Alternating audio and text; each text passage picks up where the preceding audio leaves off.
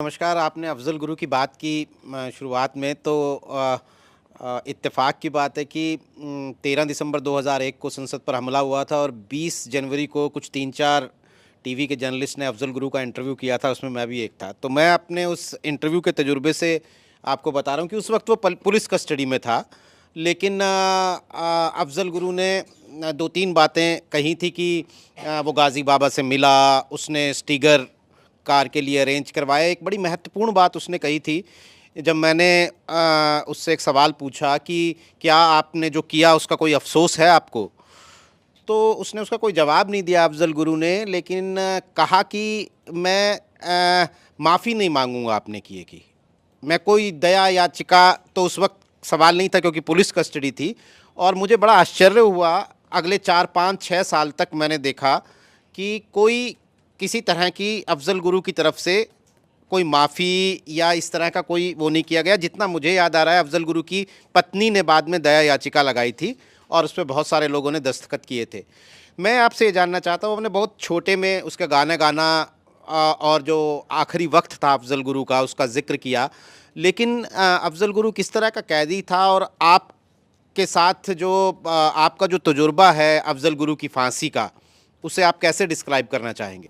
देखिए, जहाँ तक किस तरीके का कैदी तो उसका बिहेवियर के मामले में तो एक्सीलेंट था। वो उसकी देवेंद्र पाल सिंह भुल्लर से जो है काफ़ी अच्छी दोस्ती होती थी और दोनों इकट्ठे जो है घूमते रहते थे। बोलने में बड़ा नाइस था। और जिस दिन उसको फांसी देनी थी, उस पहली रात को सारे कैदी जो है एक तरह के जैसे उसको सपोर्ट करते हैं ना, सपोर्ट कर रहे थे। मतलब उसका बिहेवियर अच्छा था। नहीं तो मैंने नहीं देखा कि ऐसे सपोर्ट करते हों। जनरली फांसी होती है, मैंने कितनी 8 फांसी देखी हैं। जनरली दूसरे वाले कैदी जो होते हैं उनकी कोई सपोर्ट नहीं होती। वो कह रहे हैं ठीक है, अगर फांसी हो रही है तो अपने किए की सज़ा ले रहा है। पर इसके केस में सभी को लगभग दुख था।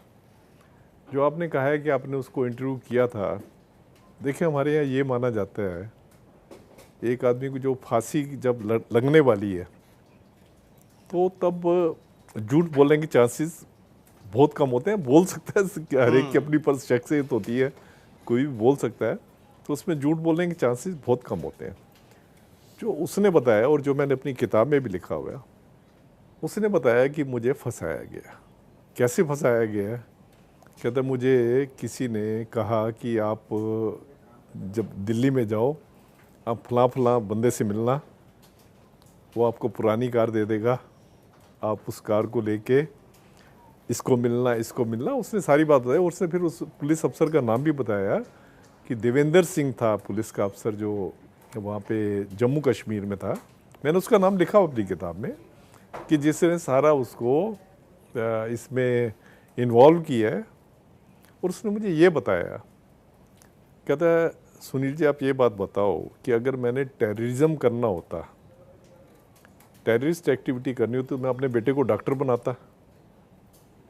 अगर मैंने टेररिज्म करना होता तो मैं PUCL का जो है बड़ा, PUCL उस टाइम पे काफ़ी नामी ग्रामी एक NGO थी, तो मैं उसका मेंबर होता। मैं भारत से करप्शन को हटाने के लिए जो है मैं लड़ाई करता।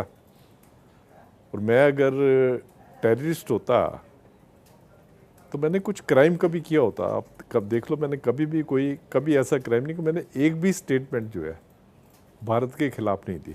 जो उसने बताया, मैं उसको वैलिडेट या कुछ नहीं कर रहा। तो कहता है मैंने एक भी स्टेटमेंट कभी भारत के खिलाफ नहीं दी। और जैसे जितना भारत आपको अच्छा लगता है उतना अच्छा मुझे लगता है। पर मुझे ये है, मैं चाहता हूँ करप्शन फ्री भारत।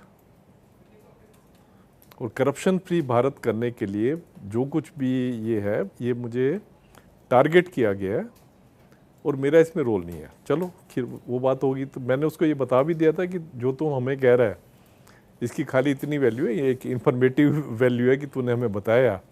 क्योंकि मैंने भी तब ये नहीं सोचा था मैं किताब लिखूंगा और ये बातें लिखूंगा।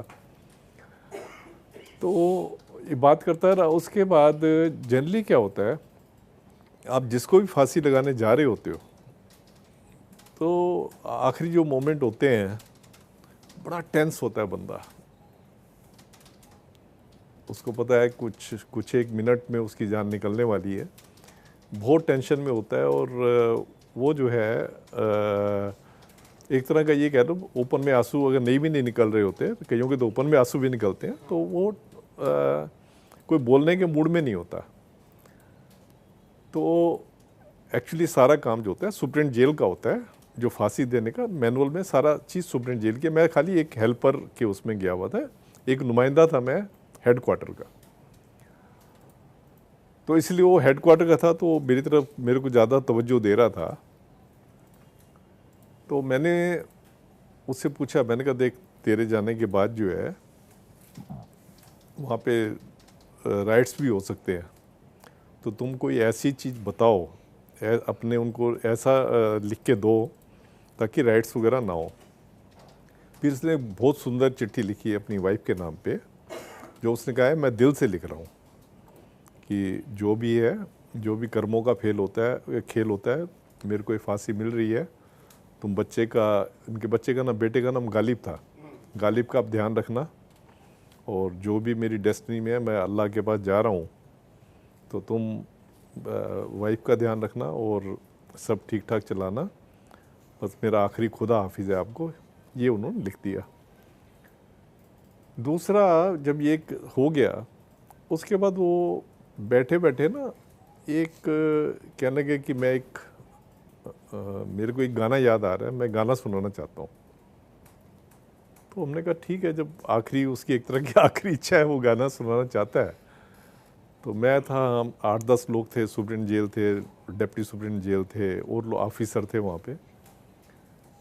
तो उसने गाना शुरू किया। एक बहुत पुरानी मूवी है संजीव कुमार की, वो है अपने लिए जिए तो क्या जिए, खुशी ये दिल जमाने के लिए। तो उसने ये वाला गाना बोलना शुरू किया, और पूरा गाना वो बोलता रहा, हंस हंस के बोल रहा था। जब वो हंस हंस के बोल रहा था, तो हम भी उसके साथ जो है गाना बोलने में लग गए। तो पूरा एक कोरस वहाँ पे क्रिएट हो गया। गाना जब बोल दिया, उसके बाद उसने जब चलने लगा, तो कहने लगा सुनील जी, मुझे आपकी आंखों में ना कंपैशन नज़र आ रही है, तो मैं आपको देख सकता हूँ, जब मैं फांसी के तख्ते की तरफ जाऊँगा तो मैं आपको देख सकता हूँ। मैंने कहा देख लेना, देखने में कोई मना थोड़ी है। तो फिर उनको वहीं बरी किया, क्योंकि ये पुलिस का आउटलुक होता है कि किसी को वहीं ब्यूरी करना है या उसकी बॉडी जो है उसके घर वालों को देनी है, तो उसको वहीं बरी किया गया। और जो मुस्लिम तरीके से होती है, मुस्लिम एक मौलवी को ले आए थे, मौलवी ने अपने जो इनके होते हैं मंत्र वगैरह पढ़े, पूरे विधि विधान से उनका ब्यूरल जो है जेल के अंदर ही किया, जहाँ पे पहले मकबूल भट्ट का किया था। मतलब ये विडम्बना ही थी, उनके साथ ही इनका बुरियल हुआ।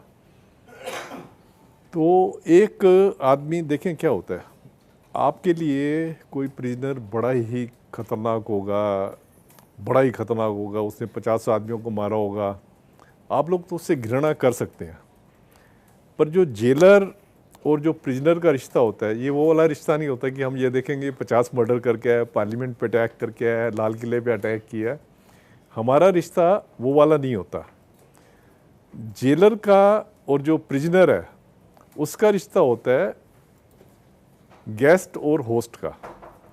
सुप्रीम कोर्ट ने भी कहा है कि जो जेलर होता है वो होस्ट है और प्रिजनर जो गेस्ट है। तो जैसे आत्मीयता, भी थोड़ी देर में आपके पास आधा घंटे से मैं बैठा हूँ, जैसे आत्मीयता हमारी डेवलप हो गई है, वो ये लोग तो पता नहीं कितने कितने साल रहते हैं, तो हमारी आत्मीयता इनसे डेवलप होना जो है वो बड़ी लाजमी बात होती है। तो जब हुआ, और ये पहला केस ऐसे देखा कि जिसमें वो जो है गाना गाते हुए और ख़ासकर मेरी तारीफ़ कर रहा था, तो फिर उसके बाद जब घर में गए तो बड़ा ही मेरे को, वैसे और फांसी में देखता था इतना अटपटा नहीं करता था, लगता था, पर इस फांसी में मुझे बड़ा दुख हुआ, खाली पर्सनल रीजन से। ये नहीं कि मुझे लोग बड़ी गालियां निकालते हैं कि एक ने देश में पार्लियामेंट पे अटैक कर दिया उसके लिए तुम रोए, तो वो ये नहीं समझते कि एक जेलर की क्या भावना होती है। तो उसके बाद फिर मैं जब घर पे गया तो एक दिल जैसे भरा हुआ होता है, तो ऐसे भरा हुआ था। तो मैं, मेरी बेटी, मेरी वाइफ, हम मिलके काफ़ी देर तक क्राई करते रहे। और इस गाने को मैंने मेरे ख्याल जो अपने लिए जिए तो क्या जिए, इस गाने को मैंने कई सौ बार जो है यूट्यूब पे देखा होगा। हो सकता है इसको मैंने पॉपुलर भी थोड़ा कर दिया हो, तो ये है।